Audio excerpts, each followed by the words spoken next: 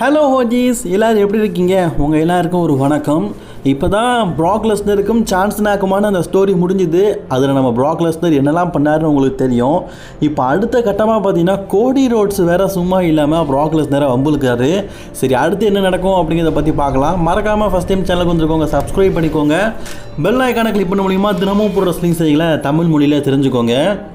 Prague Lesnar இதுக்கு முன்னாடி பார்த்தீங்கன்னா கோடி ரோட்ஸ் கூட மோதிருக்காருங்க. 1 இல்லை 2 இல்லை 3 தடவை மோதிருக்காரு. 2022 தானேப்பா, நான் கரெக்டாக சொல்கிறோம்ல. அந்த 2022 ரோமன் ரெயின்ஸுக்கும் கோடி ரோட்ஸுக்கும் ஒரு பெரிய பஞ்சாயத்து இருந்தது. ஸோ அந்த டைமில் கொஞ்சம் டெவிஷன் ஆகலான்னு சொல்லிட்டு தான் ப்ராக் லெஸ்னரை ஒரு ஹீல் கேரக்டராக மாற்றி ப்ராக் லெஸ்னருக்கும் கோடி ரோட்ஸுக்கும் மேட்சை கொண்டு போனாங்க. முதல் மேட்ச்சில் கோடி ரோட்ஸ் வந்து ரோல் அப் முறையில் வின் பண்ணிட்டார். ரெண்டாவது மேட்ச்சில் ப்ராக் லெஸ்னரும் பார்த்தீங்கன்னா கவுண்டர் முறையில் வின் பண்ணிட்டார். ஏன்னா அவர் கை உடஞ்ச மாதிரி ஆயிடுச்சு. ஸோ ரெஃப்ரியே வந்து ப்ராக் தான் வின்னு சொல்லிட்டாங்க. மூணாவதாக ஒரு மேட்ச் பார்த்தீங்கன்னா சம்மர் ஸ்லாமில் நடந்தது. அந்த மேட்ச்சில் தான் ப்ராக் லெஸ்னருடைய ஃபேண்டை கிழிச்சு தோக்கடிச்சிருப்பார். அதாவது ப்ராக் லெஸ்னருடைய டவுசரை கிழிச்சு தோக்கடிச்ச ஒரே ஆளுன்னு கேட்டிங்கன்னா அது கோடி ரோட்ஸ் தான்.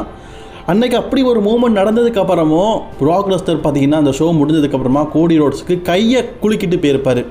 ஆக்சுவலி அத்தோட ப்ராக் லெஸ்னரோட சாப்டர் முடிஞ்சுதுங்க.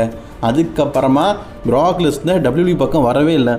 தலைமை செக்ஷுவல் இஷ்யூ அது இதுன்னு சொல்லிட்டு பல பிரச்சனைகளை மாட்டினால WWE பக்கமே வரல. கிட்டத்தட்ட ஒரு 2 வருஷமாக வரல. மீண்டும் WWEக்கு வந்தார். அதுவும் ஜான்சனாக கூட ஒரு பிக்கஸ்ட் மேட்ச் விளையாடினார். ஆனால் இன்றைக்கி நடந்த ஃப்ரைடே நைட் ஸ்மாக்டவுனில் ப்ராக் லெஸ்னரை கோடி ரோட்ஸ் வம்பிழுத்தாரு. எனக்கு என்னமோ மீண்டும் பழைய இடத்துக்கே கூட்டிகிட்டு போகிற மாதிரி தோணுதுங்க. பால் ஹேமன் வந்த உடனே பார்த்தீங்கன்னா ஆக்சுவலி பால் ஹேமன் கூட கோடி ரோட்ஸ் பேசுகிறது சகஜமான விஷயம் தான். எனக்கு ரவுண்ட் ஜோனில் சாம்பியன் வர்சஸ் சாம்பியன், இவர்கிட்ட ஹெவி வெயிட் சாம்பியன் இருக்கிற செத்ரோல்ஸ் இருக்கார், அதனால் பேசினார். ஓகே, பட் ஆனால் பேச்சு வாக்கில் பார்த்தீங்கன்னா ஒரு விஷயம் கேட்டிருப்பார். என்னென்னா ப்ராக் லெஸ்னர் கூட சேர்ந்த விஷயத்தை பற்றி. ஸோ அதுக்கு பாலிமன் சொல்லியிருப்பார், நான் வந்து ஓராக்கிள், வருங்காலத்தை குறிக்கிறவன், என்னை குறிக்க வச்சிடாத அப்படின்னு சொல்லியிருப்பார்.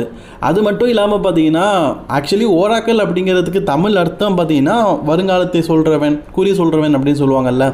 அந்த வகையில் நீ ஓராக்கிள்னு சொல்கிற, இன்னொரு பக்கம் வந்து அட்வொகேட்டுன்னு சொல்கிற, இன்னொரு பக்கம் வந்து வாய்ஸ்மேன் சொல்கிற, நீ யார் அப்படின்னு கேட்கும்போது நான் வந்து ஒரு கோட்டு அப்படின்னு சொல்லியிருப்பார் பாலியமன் தன்னை பார்த்தே. அதாவது நான் வந்து ஒரு கிரேட்டஸ்ட் ஆஃப் ஆல் டைம், என்னால் பல ரூபங்கள் எடுக்க முடியும், அதில் நீ சொன்னது எல்லாமே சாட்சாத் நான் தான் அப்படிங்கிற மாதிரி சொல்லியிருப்பார்.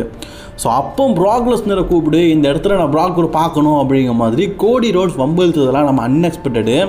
பட் ஆனால் அந்த நேரத்தில் பால் ஹேமனும் பார்த்தீங்கன்னா ப்ராக் அப்படின்னு சொல்லிட்டு ப்ரான் அப்படின்னு கூப்பிட்டுருப்பார். ப்ராக்குக்கு பதிலாக ப்ரான் அப்படின்னு மாற்றி பேசியிருப்பார்.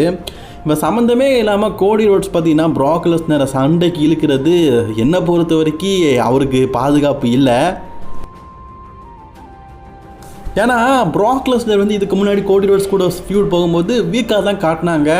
தலைமை பார்த்தீங்கன்னா அப்போது WWE போக மாட்டார் அப்படின்னு தெரிஞ்சுக்கிட்டு வச்சு செஞ்சாங்க. WWE இந்த உலக்கையில் போட்டு நன்கி இடிக்கவும், சாகவே இல்லை வென்றால் மாங்கு வந்து இடிக்கவும் சொல்லுவாங்களா, அந்த மாதிரி மாங்கு தலைமை இடித்தாங்க. இப்போ ப்ராக் லெஸ்னருடைய மகிமை WWEக்கு நல்லாவே தெரிஞ்சிருச்சு. ரிட்டர்ன்ஸ் மேட்சை எப்படி கொடுத்துருப்பாங்கன்னு தெரியும். பழைய ப்ராக் மாதிரி ஒரு மிகப்பெரிய பைல்வான் மாதிரி காட்டியிருப்பாங்க. அப்படிப்பட்ட ப்ராக் லெஸ்னர் இப்போ கோடி ரோட்ஸ் கூட மோதுனா கண்டிப்பாக சொல்கிறேன் கோடி ரோட்ஸோடைய கெரியருக்கு ஆபத்து இருக்க வாய்ப்புகள் அதிகமாக இருக்குது.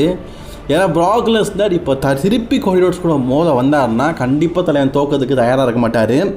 ப்ராக் லெஸ்னர் பார்த்தீங்கன்னா கோஃபி கிங்ஸ்டன் கூடலாம் மோதி ஒரு ரேஜின் சாம்பியனாக இருந்தவர். ஆக்சுவலி இந்த கோஃபி கிங்ஸ்டன் கதையை சொல்லும்போது நான் கண்டிப்பாக சொல்லி ஆகணும்.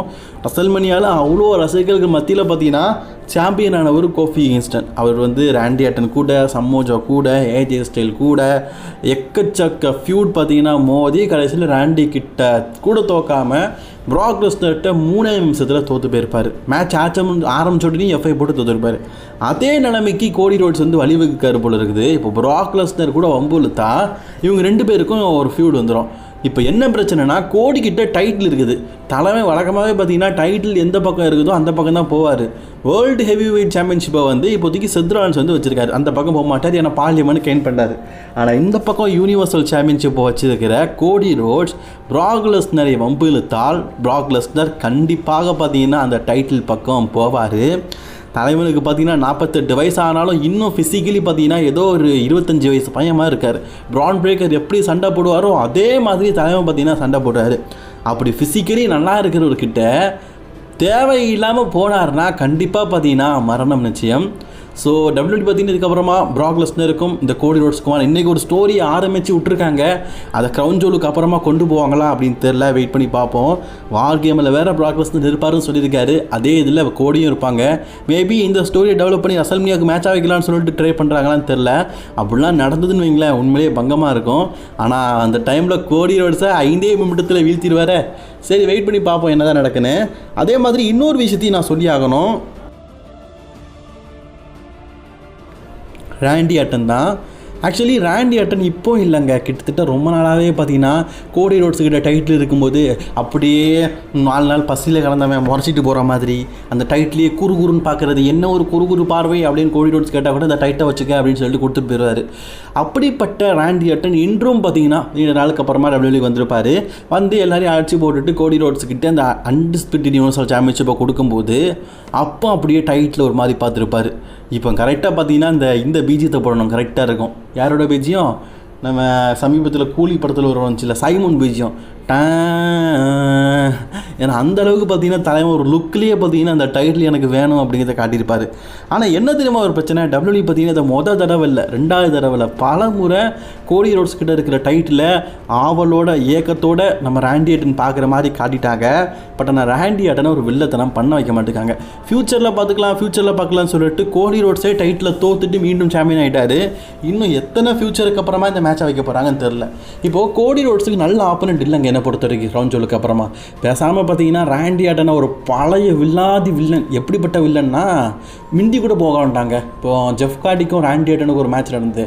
அப்போ பழைய ராண்டி ஆர்டனை காட்டணும்னு சொல்லிட்டு அந்த ஜெஃப் கார்டிக்கும் ராண்டி ஆர்டன் மேட்ச்சில் அந்த கம்பியெல்லாம் ஜெஃப் கார்டியோட காதலை விட்டு நான் ஒரு பெரிய வில்லன்டா அப்படிங்கிறத மக்கள் மத்தியில் காட்டியிருப்பார். அப்படிப்பட்ட ஒரு வில்லனாக காட்டினா ரொம்ப நல்லாயிருக்கும். ஆனால் அதை WWE பண்ண போகிறாங்களா அப்படின்னு தெரில. என்னை பொறுத்த வரைக்கும் ராண்டி ஆர்டனுக்கு ஹீல் கேரக்டர் மஸ்ட்டு தேவை. ஒரு பக்கம் ப்ராக் லெஸ்னர் கிளப்பிட்டு இருக்காருன்னா, இன்னொரு பக்கம் ராண்டி ஆர்டன் தயாராக இருக்கிற டைட்டில் பக்கம். ஆனால் எப்போ மோத போகிறாருன்னு தெரில. சரி, உங்களோட கருத்து என்ன? மறக்காமல் கமெண்ட் பண்ணிக்கோங்க. அதுக்கப்புறமா லாஸ்ட் வீடியோவில் ஒன்று சொல்லியிருந்தோம், நீங்கள் கமெண்ட் பாக்ஸில் கமெண்ட் பண்ணுங்கள். உங்களுடைய ஆன்சர் வந்து ரெஸ்லிங் கிங் ஓஜி இந்த சேனலில் எப்பப்போ வீடியோ போடணும், எண்டிங்கில் வந்து நான் உங்களுக்கு கேள்விக்கு நான் ஆன்சர் போடுவேன்னு சொல்லியிருந்தேன். சரி, கடைசியாக கேட்ட வீடியோவில் நீங்கள் என்ன கேள்வி கேட்டீங்க, அதுக்கான ஆன்சரை பற்றி பார்க்கலாம். முதல் கேள்வி, AEW வீக்லி ஷோவை ரிவ்யூ பண்ணுங்கள். ரிவ்யூ பண்ணுறேன், ஒரு 3000 பேராவது பார்ப்பீங்களா? பார்க்க மாட்டேங்கிங்களே. நான் முன்னாடி ரிவ்யூ பண்ணி போட்டிருக்கேன், வியூ சொல்லணும்னு சொல்லிட்டு தான் இப்போ போட்டதில்லை. ப்ரோ, இன்னொருத்தர் வந்து பெருசாக கேட்டிருக்காரு, ரோமன் ரெயின்ஸ் வந்து ராக்கு வருவார்னு சொல்லியிருக்கீங்க, அப்படி ரிட்டர்ன் ஆகி ஊசோஸ் கூட சேர்ந்து, அதே மாதிரி இப்போது விஷன் டீமில் இன்னொரு மெம்பர் சேர்ந்து ஒரு 6 மேன் டாக் டீம் மேட்சாக க்ரௌன் ஜூலில் நடக்குமா அப்படின்னு கேட்டிருக்காரு. இது அவருடைய கருத்து மட்டும்தான். நடக்குந்தா பார்ப்போம் ப்ரோ. ஜட்ஜ்மெண்ட் டே பிரேக்கப் எப்படி இருக்கும்? கண்டிப்பாக ஃபின் பேலர் மூலியமாக தான் இருக்க வாய்ப்புகள் அதிகமாக இருக்குது. அதுக்கான ஸ்டோரி தான் வீக்லி காட்டிகிட்டு இருக்காங்க. அதுதான் நடக்க வாய்ப்புகள் அதிகமாக இருக்குது. நிறைய பேர் கேட்குறது என்னதுன்னா, என்ன நடந்தால் ப்ரோ என்ன டிவியில் தான் பார்க்க முடியலையே அப்படின்னு. டிவியில் பார்க்க முடியலன்னு என்ன, மொபைலில் பார்க்கலாம், பல விதத்தில் பார்க்கலாம், நெட்ஃப்ளிக்ஸில் லைவாக கூட பார்க்கலாம். ஸோ WWE நம்ம இப்போ என்டர்டெயின்மெண்ட்டுக்காக பார்க்குறோம். டிவியில் பார்க்க முடியாது என்ன, பல விதத்தில் பார்க்குறோம்ல. சரி, அடுத்த வீடியோவில் உங்களுடைய கேள்விகளை கேளுங்க. முக்கியமான கேள்விகளுக்கு அடுத்த வீடியோவில் நான் ஆன்சர் பண்ணுறேன். Bye friends.